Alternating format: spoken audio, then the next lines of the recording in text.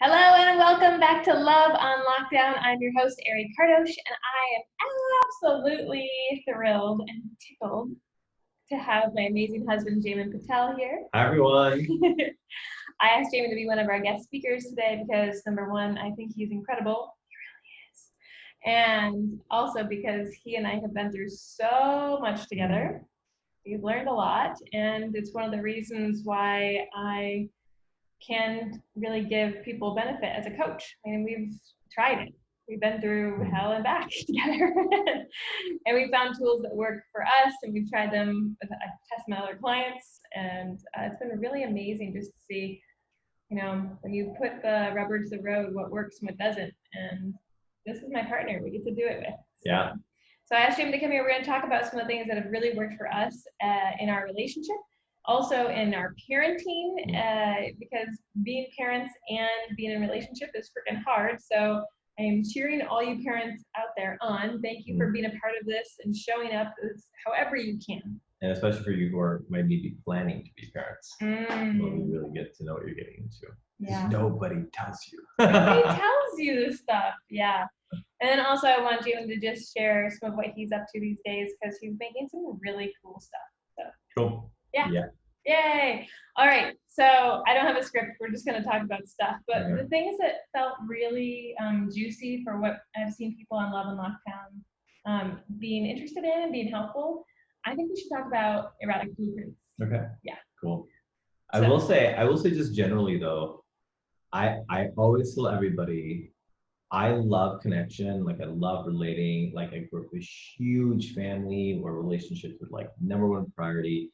But like it was done a bit unhealthily, right? So like sacrifice, kind of expectation was so built into my family system with like cousins and aunts, uncles, including my nuclear family as well. So I just grew up in a way where I'm like, no, this is how it is. And I kind of attracted friends who are the same way, where we'd be talking about relationships with each other. And it's like, well, if this person can't that, then I'm out of here. And like these sort of like attitudes that I thought were very normal. And only by marrying Eri, and our love story is really epic. It's actually in Chicken Soup for the Soul, the Miracle of Love compilation. And it just completely blew me away, like being with her, because I don't know, she's like this alien that comes from Michigan and just like holds everything. And so I just wanted to kind of also say, like, some of the tools we're gonna talk about are like the deeper, fun stuff, but just the practice every day of like relating with Eri has opened me up to looking at things differently. And then now, because she's done all the coaching training and, thousands of couples around the world, like she's seen everything, it immediately helps me be aware of where I'm just in a trigger, or where I'm just kind of in a narrative or a story of how things need to be. And it's like, wow, I'm making it so hard for myself. So I always tell everybody that if I didn't marry Eri, I would be divorced by now because I brought so much shit to a relationship unknowingly, thinking I was like the perfect, guy for anyone. And then just kind of like understanding, wow, I'm bringing a lot more than I thought. And that self-realization, I was just like, wow, there's just so much freedom. And so that has been the coolest part. And if you're following us on Facebook, like we're both always sharing stuff about a relationship. And it's just because it's just like, so it's super good, super good. So anyways, I just wanted to kind of open up and share a little bit more of that piece, because I think that's like the most amazing thing about Eri is just like her ability to allow others to be exactly as they are and to see how to go past it. And so many times she's like turned towards me when I've been a little bit more like, and it's like the most unconditional love I've ever experienced. So, yeah. Thanks, baby. So anyways, like, compliment. But I think that what you just said is so true for all of us, myself included. Like we're all modeled how to be in relationship or not be in relationship by our caregivers. And when we were growing up, we got all these messages of like, this is how love should look or should absolutely not look. And we either ran towards it or ran far from it. And what we created was not what it has to be. And I think we lose sight of what's possible. We don't understand how much power we have to create exactly what we want. Yeah. And that we all want to be seen and heard and loved. And we want our partners want the same thing. Yeah. So if we can have the tools, if we can find ways of connecting, of loving each other, even when we're giving toddler tantrums and everything sucks and we just want it our way, that there's so much beauty there, so much juiciness. Yeah. So. And like there's a few times where Eri would like, show me a tool and I'd be like, this is so weird. People don't talk this way. Why do you want me to talk this way? And I was so opposed to it because in my mind, I thought it had to be like a movie, where like nothing is said, just look into each other's eyes, or you like write a note and play music, or like throw windows at a rock. I mean, it's stupid shit. Like that's the stupid shit. And then she taught me these tools and I used it and it just worked. Like, like it just worked. And I was like, holy shit, this is what should be normal. Like this is what should be in movies. This is what our parents should be teaching us. And like, we are just super, super like, I guess, evangelists of like communication.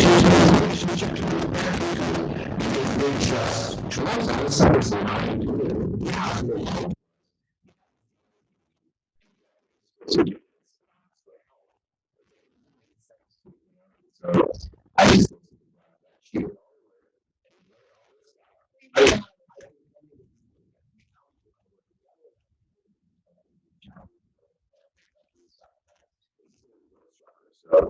And I'm really unsure because I've had several different people in relationships reach out to me and say, we don't want to we can't even get started on the first date because for many reasons we don't want to feel like we're broken.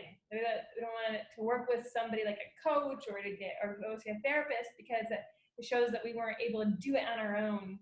And I gotta tell you, I've had a coach, at least one coach, since I was 16, and that's 2 decades now of having coaching. And it's all sorts of things: relationships, intimacy, finances, business. It's all over the board, just life in general. But you don't know what you don't know, and somebody else has been through it already. So if you can learn the faster way to have the tools, the ways that our parents and caregivers probably didn't model for us, then why not? It's being proactive. It's not a brokenness. It's just making yourself stronger. And that's why Jaymin and I are always working with different coaches now. And okay, how can we take the next step? How can we level up and make this even easier? Because wouldn't ease and joy and fun and connection be awesome all the time? Yeah, totally. I only introduced to coaching 8 years ago. My first coach blew me away. Like within months, I had made huge changes to my entire life. And then I just always committed to having 2 coaches. I always have 2 coaches for the last 7 years. And it's just because I'm curious. It's like something new comes up and I'm like, how does one relate to this? Okay, oh, this came up. Like, how does one relate to this? And I just go with people who I see are doing the things that I want to be doing or where I want to be. And I mean, yeah, it has been the biggest needle mover for me and for us together. And then we do coaching together too, so it's super fun. And then as coaches, I think it's important to be in integrity. So you can't just coach people, but like you got to continually be coached to kind of keep going next level. So it's the coolest, most beautiful thing. And so many people do have resistance to it. And I think that makes sense because societally we're told you should handle it on your own, you're weak if you get help, but it's not even that. It's just like, hey, we want something better, and like if you want to be in the Olympics, you get a coach. Like you don't go at it alone. So anyways, not to talk too much about coaching, but I just want to say it's a huge part of our lives. If anyone posts something about coaching, we sign up. And it's just like our friends, I like one of our close friends became kind of like our relationship coach, and she's amazing. And we just, it's just so good to have that outside perspective. So anyways, and for even for me, her outside perspective and seeing it every day, I feel like it's just like we can coach each other just in our existence, the way we show up every day. Because if she starts not doing the dishes, then I'll start not doing the dishes. And if she starts yelling, or if I start yelling at the kids, then she'll start yelling at the kids. And it's like we give each other permission to go one way or the other. And when we are actually giving each other permission to say, go do coaching, go be on your call, go talk to whoever, like go learn the tool. Do you want to practice a tool with me that I learned? Then we're giving the permission to go in this direction. But if we're not, and we're like, no, and we're closed off, then we kind of go in this direction. And especially when we're stressed. Especially and tired. Yeah. And Which is things that are happening to everybody. If you're in a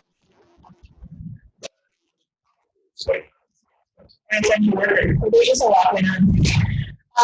And let me be really vulnerable for a moment. Last year, we had a terrible point in our marriage. It was terrible. It was terrible. A year ago, a little over a year ago now, and it took us a lot to get out of it. And it took us hiring one of the best coaches I've ever met.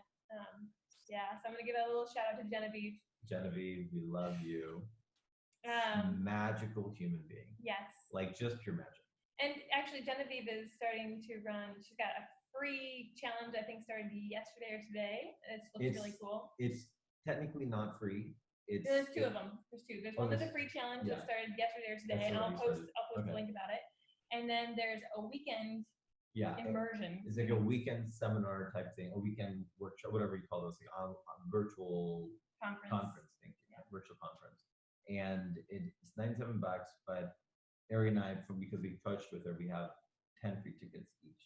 So if anyone wants that. And with her stuff, if you sign up to go to the whole thing and you attend to the first hour, you can get a full refund. Yeah, oh yeah. So it's a whole placeholder. So yeah, so you spend $97, but then you get the refund if you go to the first hour. Yeah, to the first hour. That's the trick. So we'll talk about what it is. So if you're interested, you can contact us. Yes, and we'll post some links. Anyways, Genevieve was amazing. We were just in our own shit so deep. We each had our own stories. We each had our own wounding. We were coming to the table. I was like, I'll own it. I was screwing up. I literally wrote a best-selling book, and I was screwing up all the things I wrote a book about. Yeah. It was terrible. It was great. Terrible. And stress, what it does. Yeah, and it was just beautiful. We ended up resorting to like, we need real help. We called in all the reinforcements.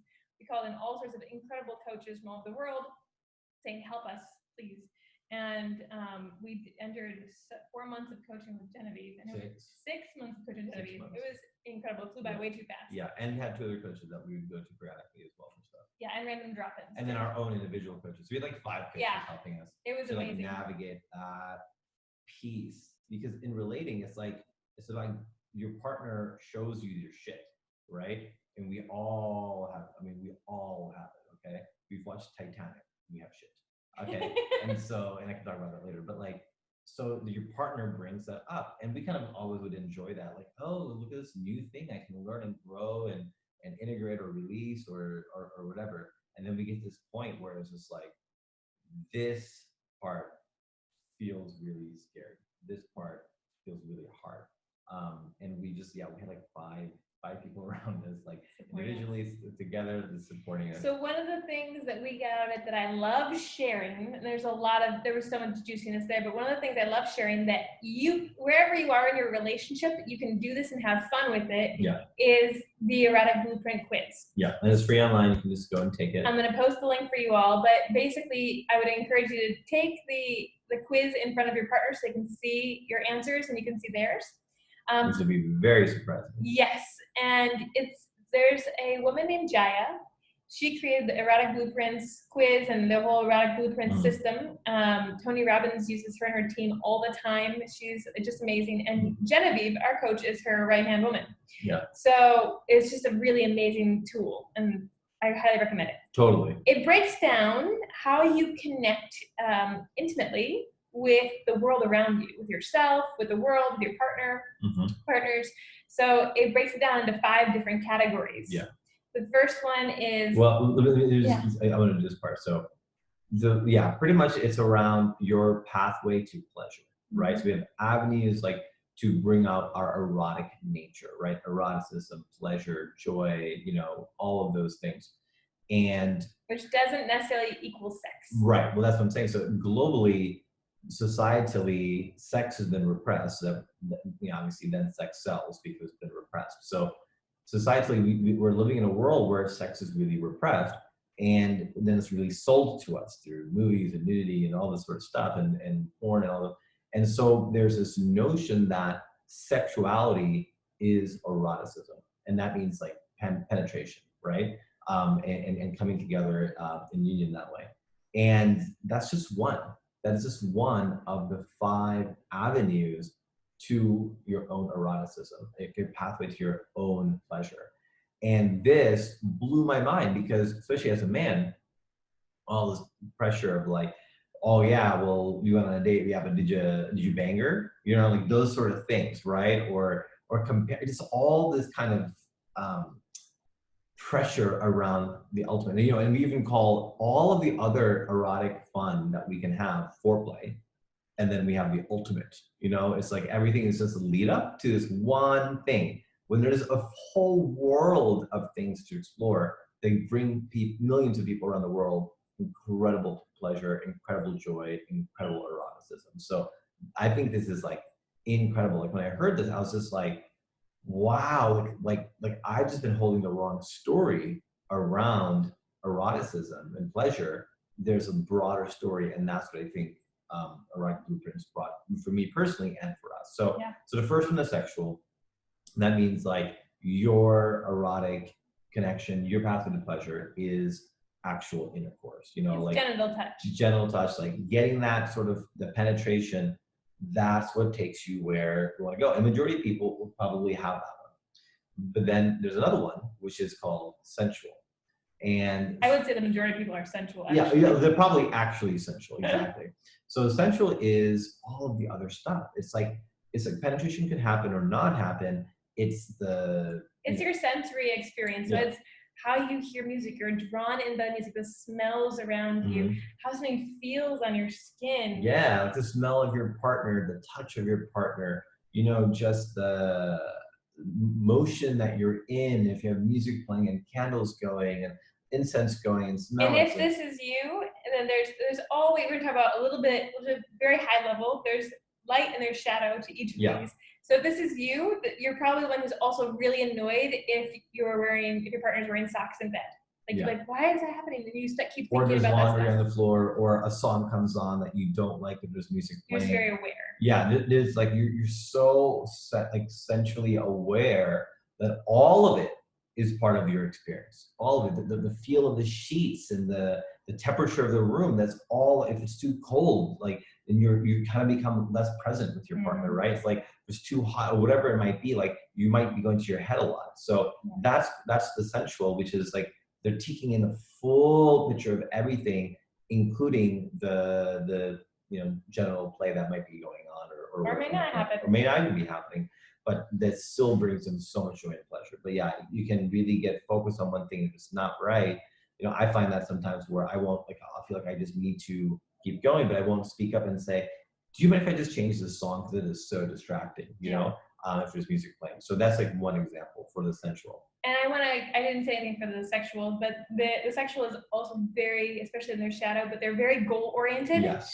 And so because they find so much meaning and connection in knowing that their genitals are going to get attention, if they don't have that reassurance of like, I'm going to be touched there, I'm going to be penetrated, I'm going to have an orgasm, whatever that is, it can be really nerve-wracking. They can't let their guard down or really connect if they don't know that is going to be part of it. That's really important to them. Yeah, and it's like, you know, people kind of can also bring in some shaming of this, like, oh, you're so, but it's literally like the way a hug can like open someone up. For some people, it's penetration, like the fact that they're getting that general attention and moving to orgasm, and that is happening, is what makes them feel super loved and safe and pleasurable and joyful and erotic, right? Like it just happens to be that thing is the thing for them. Whereas for somebody else, it could be a deep, deep embrace, and it can just melt and it can be juicy. So that was sexual and sensual. Third one is energetic. Yeah, and energetic is fairly something new that I've been learning about, but it's something that I've been all the time, but I didn't even know. And energetics are, you know, kind of things around like tantra and things like that, where there could be, you know, some sensuality, no sexuality, you know, like it can just be completely eye gazing, and I can feel orgasmic energy coming up my spine and through my whole body. He does that really. Yeah, and so as I've been doing more practice around tantra, I've actually found like my body will respond in these like kind of shakes, kind of like these kundalini shakes, kind of these body orgasms almost. And so Anyway, so not to get TMI about this, I can talk in tons more detail because it's been awesome. But the point is that it doesn't even, it's not about the sensuality, it's not about the sexuality, it's just the energetics that I feel with someone, And so if Eri approaches me too quickly in an intimate way, that's like too much energy for me, So what I would love is like first like maybe some eye gazing and some hand holding, and then a deeper and just raise the energy and kind of really bring it forward. And so some of you may be feeling that where it's like maybe your partner's a sexual, you're energetic, and it's just like way too much all the time, and they're not satisfied unless you have sex, but sometimes it's too much for you and you just have to give and you're not holding your own. There could be all these things going on, and then your partner like doesn't understand you, and that it's like, it's not that you don't want to have sex, but you want to have when you're energetically feeling connected. So if you connected first with some energetic stuff, then you both can get what you want. That's the goal. So you both get what you want. When I took this quiz a year ago, I found that at the time I was sexual and kinky, and I'll talk about kinky in a moment. Yeah, it's the next one. And what were you? I was sensual energetic. So we were complete opposites. Two opposites. Yeah. And it's like, and that is really common combination that we've seen now, is there's a lot of people who are very like goal-oriented, sexual, more on a taboo nature, and then they're partnered with somebody who's like slow, sensual, juicy, just energetic. I don't even need to have sex, and that can still be totally possible. But one of the quick shortcuts we found that worked for us that you can try if you're like, that's totally us, is he would just tell me, I want to have sex with you later, or I'm going to touch your genitals later, right? And even just, or he sent me a text about that, and we'd learn each other's languages, like instead he wanted to use like beautiful tantra terms like yoni, and I'm like, that turns me totally off, like no thank you. Yeah. So he would message me and just say, hey, I want to have, I want to touch your vagina tonight or something, right? Like, I want to touch your pussy tonight. Yeah. And then I would know that he wants that, and I'm going to get my goal. And she'd be open and relaxed and super ready. So then I could go slowly with him and do the energetics instead of being tight and worried about like, am I going to get laid? Exactly. Because, as parents, it's like, you still get used to kind of having parent sex. So like, okay, let's do this really quick, and like, the kids are sleeping.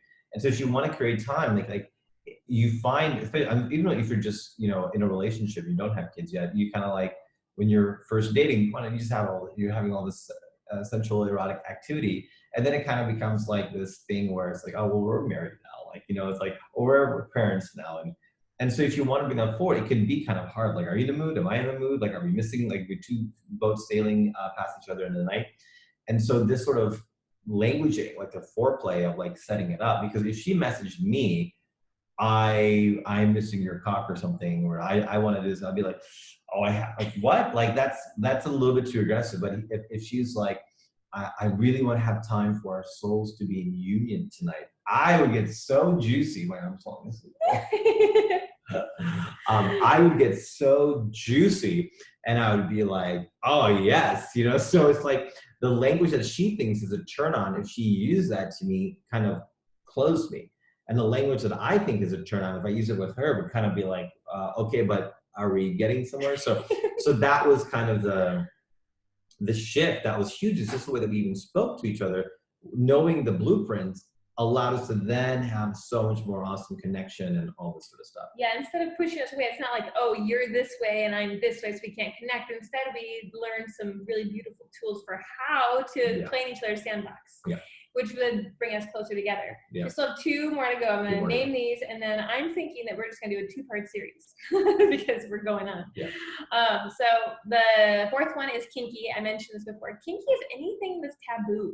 So it could be just psychologically taboo. It could be physically taboo. So it could be reading erotica.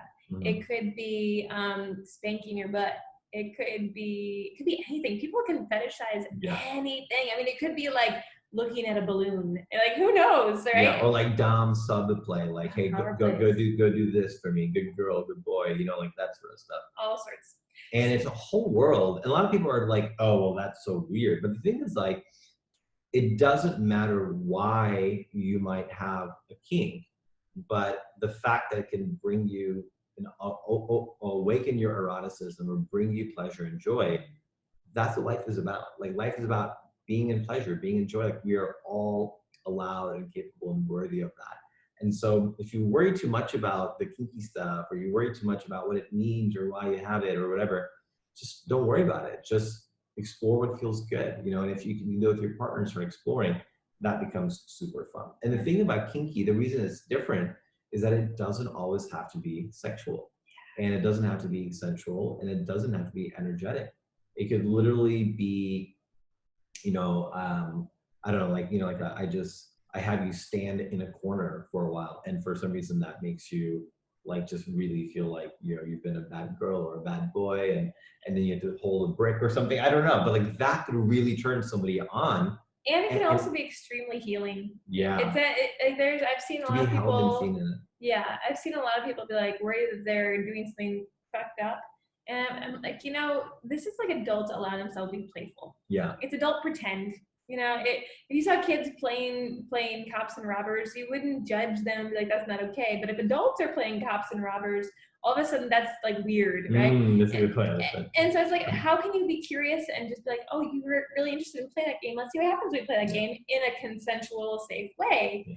And then all of a sudden, a lot of the shame and guilt that we've held around all these stories, so much of that is released. And you're like, oh yeah, cool. All right. Either I want to play it again or no, I'm good. And so just being curious and like letting go of the story and the judgment for yourself and for whoever your partner or partners are. Totally. And the other thing is that, again, TV and all this stuff makes such a negative light on it, in the sense that like, it's almost like this thing of like, oh, okay, this is just going to happen in this darkness. But the truth of the reality is, like, the millions of people who are, you know, practicing kink as a way of connection, they actually create the scene. They negotiate beforehand, like, this is what would feel really good, and if you could do this, that'd be great. Or, well, what if I tried that? How would that feel good? Yeah, I would love that too. And like, they talk about the boundaries, and then they go do it. It's not like this thing where it's just like, let me pull your hair and call you dirty names. Like, that could be it. But really, when you're exploring this, it's an exploration. It's like, hey, do you want to try this or try that or whatever? So, and then how would you want to try it? What would you want? What do you need during? What do you need after? Like, there's a whole world to, like, well, as you go and do this, and then when you see the actual way that people do this, and like, you know, their parents, their community members, their community leaders, like they have the stuff, like that's when you're like, oh, this is actually different than what I'm perceiving it to be, because the perception societally is like a whip and a black leather mask and, you know, whatever. But it can be that, but there's a lot that happens around it too. And if you have more questions on kink, please let me know. I'm happy to share resources, happy to talk to you about what you're thinking about and holding on to, or want to explore. Date that you might begin exploring some things. Is that right? I don't know how kinky we're gonna make it. Okay, so, cool. Anyways, talk to me. Just send me a PM and we'll set up a time to chat. Cool. And then the fifth one. All right. So the fifth one. Oh, and the shadowy part about the kink is that if you the light and shadow, right? So the shadow just means like where you can get caught up. Where you can get caught up in. Oh, we didn't talk about energetic either. With energetic, there seems to be this level of like better than. Like, oh, you have to like be physical and all that in order to get pleasure. I have full orgasms going through my body when I smell a flower, you know? So it's like, I'm just always orgasmic, and, you know, so because when your energy is really opened up and you can channel it and learn about it, like Eri will say something sweet to me and I'll just have a shake, you know? And so it's like, ooh. So it's really amazing, but this kind of superiority that you can get stuck into. And the point is, there's so many pathways to pleasure. With kinkies, the aspect is that once you find a kink, that you might just limit yourself to that. So again, you might be like, this is a way that I get to open my erotic nature or get to pleasure, but there's so many things to try, so don't get caught in a rut. And then the fifth one is called Shapeshifter. And that means that you kind of go across all four of them equally. Many of you might be saying, yeah, most of these sound like me, and everyone has a different mix, you know? So even though I was more sensual energetic, it didn't mean I didn't have kinky or sexual. I did. They were just smaller percentages. Mm-hmm. And same thing for Eri. Like, she had them, but they were just smaller percentages. So it gives you like 100% split out across all five. And shapeshifters, they can go across all of them. They're pretty evenly split across them all. And they can do like, you know, kind of all of it. But the shadowy part where they can get caught is that if they're with a partner who's 1 or 2, then they only do that one. and they don't ever feel fully met because they're not doing the other 2 or 3, right? And so, you know, whether you're dating different people and they give you different things or whatever it might be, that's where they kind of can get caught up, is that they don't take all of them because they're all are equally important to them. Like, energetics is just as fun as kinky, is just as fun as sensual or sexual. Yeah. Yeah. Based on time, and because I know that my husband and I can talk for days on end. Oh my gosh. I think what I would like to do is give you all something to try. It has a lot to, it's very similar to what you saw Monique and Peter do with the 5 elements of touch yesterday. I want to talk about the different types of touch with each of these erotic blueprints, so you can try it out right now. And then we'll find time to do another chat about what we've done with parenting and the things we've brought into our relationship and how they've worked really well. And both of our work with, as parents, with me with mothers groups and Jaymin with father stuff.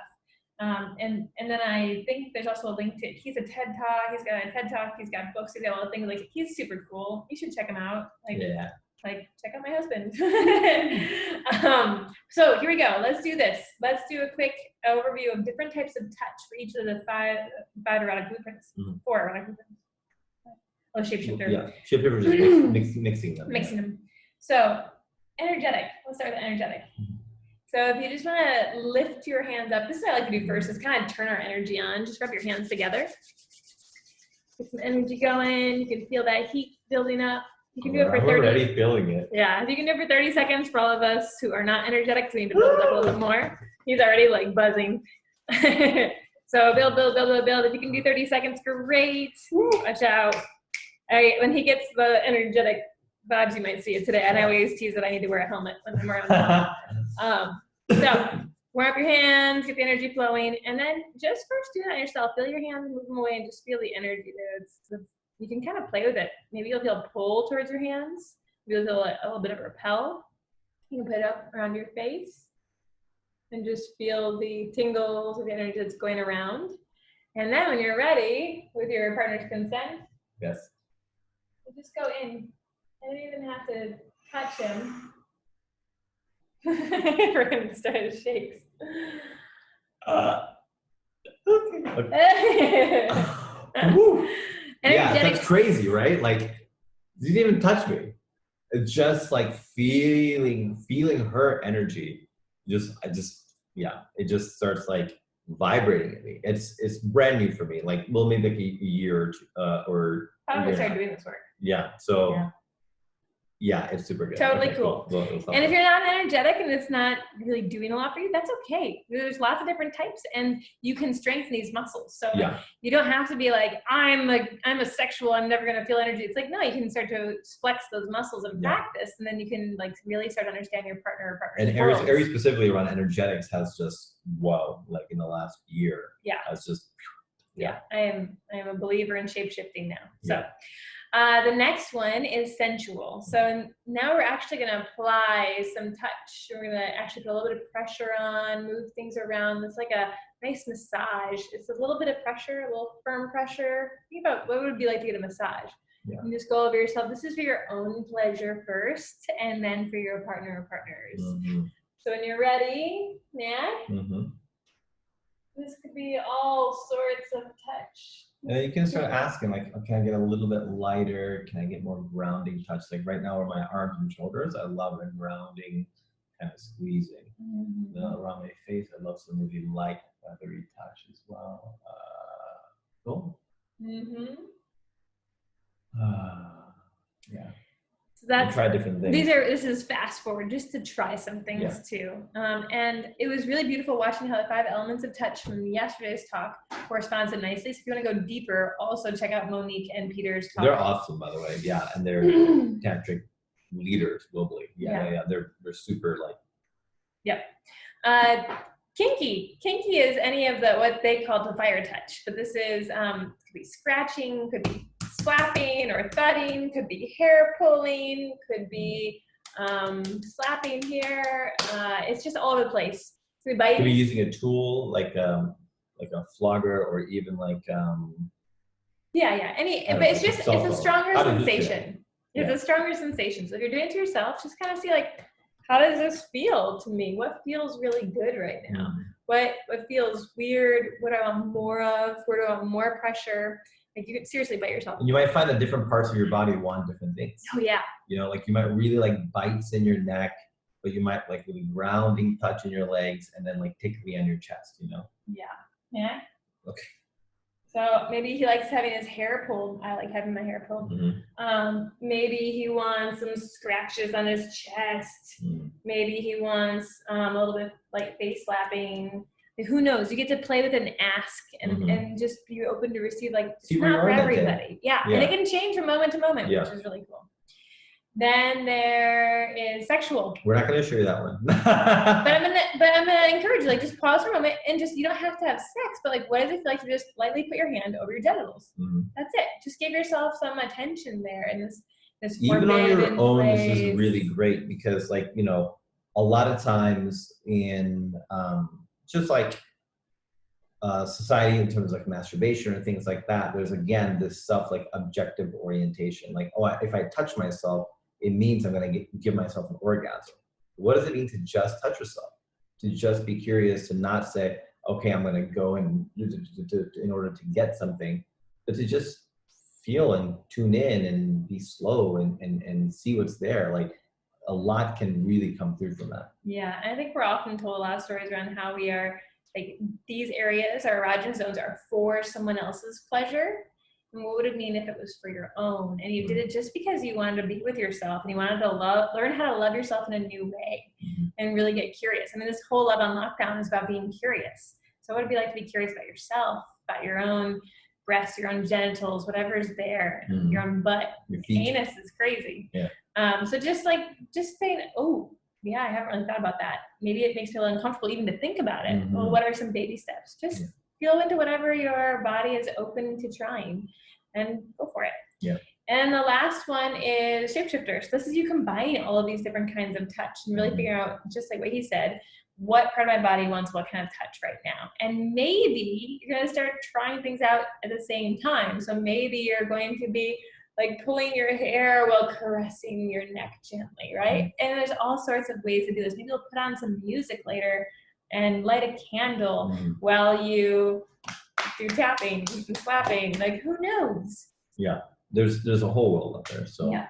So just explore. That's the whole idea, is just explore. It's about giving permission. I think that's one of the things that we get a lot from our coaches is we get permission. So if anything from this video, we just want to give you permission. Go try it out. Just go see and however far or slow you want to go, like just say, hey, do you want to try this with your partner and see where it goes? Yeah. Beautiful. And if you want to learn, like go through a whole weekend event that's around the erotic blueprints, and we can share a link to Genevieve's event, but it's this weekend and it's all virtual. It's all virtual. It starts at 10 a.m. each day. I think Friday, Saturday, Sunday.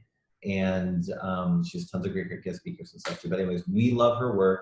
And she gave us both 10 free tickets. So it's tickets where you pay $97, and as long as you show up for the event, which means the first hour every day, then you get that back to you. So we have 10 of those. Otherwise, it is $97 just to join. So if you want to save $100 and dive deeper, we love Genevieve, and we're happy to share those links with you. Yep. This messages. Yep. Hopefully this was helpful, enlightening, got a few ideas.